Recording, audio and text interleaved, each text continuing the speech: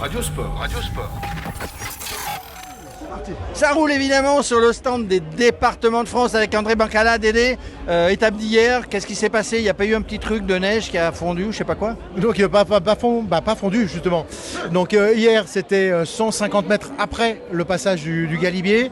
40 minutes. Début de la descente. Début de la descente, ouais, début de la descente, 150 mètres après le sommet.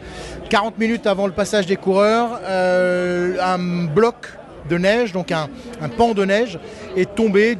Une neige bien compacte de plusieurs centaines de kilos, hein. On était quand même sur quelque chose d'assez important, est tombé sur la chaussée et on a empiété la moitié.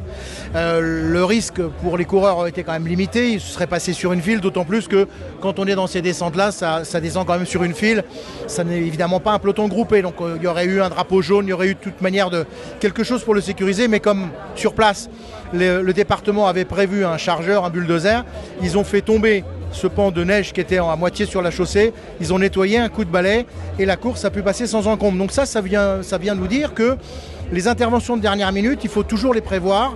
Et c'est pour ça qu'on a des équipes qui restent très très très proches de la course, un quart d'heure, 20 minutes avant les coureurs. Voilà, juste avant ce que ça se passe, ça aurait été peut-être catastrophique si ça s'était écroulé au moment du passage des coureurs.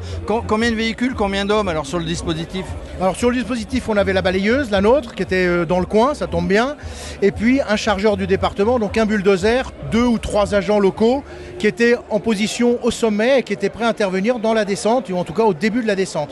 Donc ça, ils ont été mis là parce que le montagnard connaît parfaitement ces routes et il savait qu'à cet endroit-là, ça risquait de tomber. Et le matin, évidemment, le fameux piquetage-cordage, on ne va pas en parler, mais en haut d'un col comme celui-ci. Aujourd'hui, 2 côtelettes, est-ce qu'il y a du piquetage-cordage? Oui, il y a un piquetage-cordage justement pour le plaisir de mettre un peu de cordage et de piquet, tout simplement parce qu'il n'y a que, tu le disais, il n'y a que 2 côtes de 4e catégorie sur une étape courte. Je pense que ça ne va pas les chercher très loin. On a quand même prévu avec ASO de sécuriser l'une de ces 2 côtes où on pense qu'il devrait y avoir un petit peu de public puisque c'est l'une des seules bosses de la journée. Les gens vont probablement s'y concentrer et puis après, les 17 derniers kilomètres seront parfaitement libres, quasiment pas d'obstacles. Évidemment, une étape comme celle d'aujourd'hui, ça sera un sprint massif.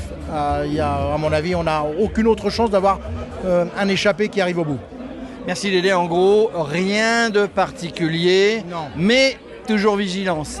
Toujours vigilance, on a toujours le retour des giratoires, des rétrécissements, des ralentisseurs, les bottes de paille, le quotidien on l'a toujours, la balayeuse est prête à intervenir ici ou là pour repousser 2-3 gravillons qu'on pourrait trouver sur la sortie d'un giratoire. C'est comme toujours pour nous, mais ces étapes qui sont des étapes de plaine, des étapes plates, sont pour nous plus tranquilles à gérer parce qu'on n'a pas de descente à traiter et ces descentes elles sont longues, elles sont très longues. Le coureur va très vite et nous on va très lentement dans les descentes parce qu'on observe.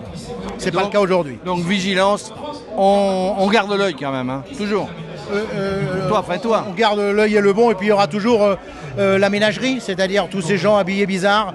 Et donc là on va les retrouver et on verra dans quel état ils seront quand on passera. Bonne étape. Merci. Radio Sport. Radio Sport.